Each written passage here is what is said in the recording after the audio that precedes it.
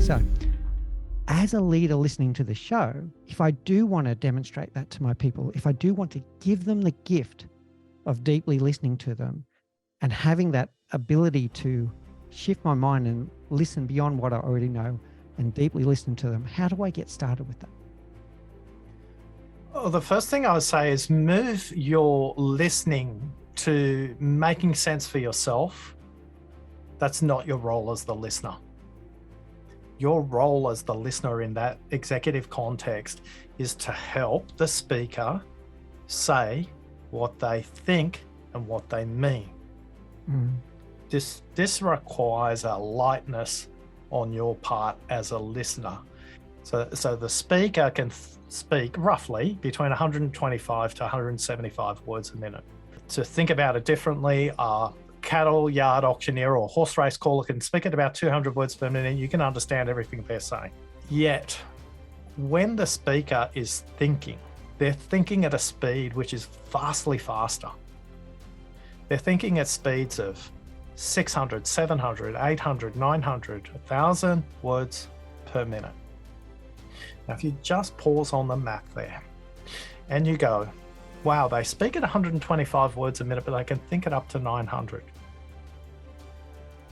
So if all you do is dialogue into the first 125 words or even the second 125 words they say, you are listening to 14% of what they think and mean. Good listeners notice what people say, and great listeners notice what they don't say. When you're in a conversation with somebody who's dealing with something that's complex, dynamic, conflict, collaborative, constrained, these are all typical scenarios in organizational contexts. The likelihood they can say exactly what they think and what they mean the very first time is pretty low.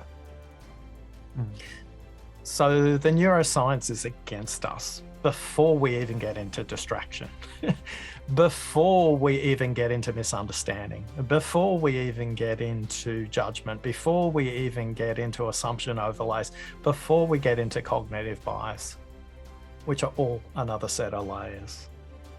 So know that if you're just having a conversation with somebody with the very first thing they say, that's why you're going to do rework.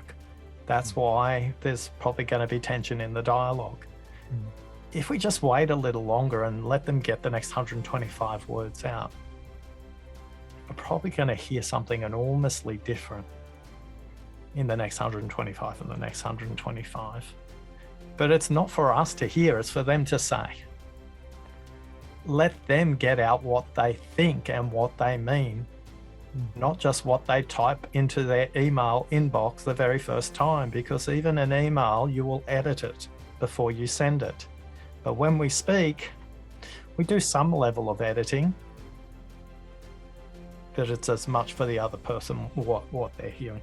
So moving your listening posture from my job is to understand clearly what they say so I can provide an answer, a perspective, whatever it is, to my job here is simply to be here and let them get to the point that matters to them. Trust goes up. In selling situation, rapport goes up, referral goes up, because listening is a pretty differentiated skill if you're in sales, for example, or you're trying to communicate long-term change. People will listen to you very differently if you've taken the time to hear what they fear the most in the change as well. But we can't hear that if all we do is start to have a conversation with the very first thing they say.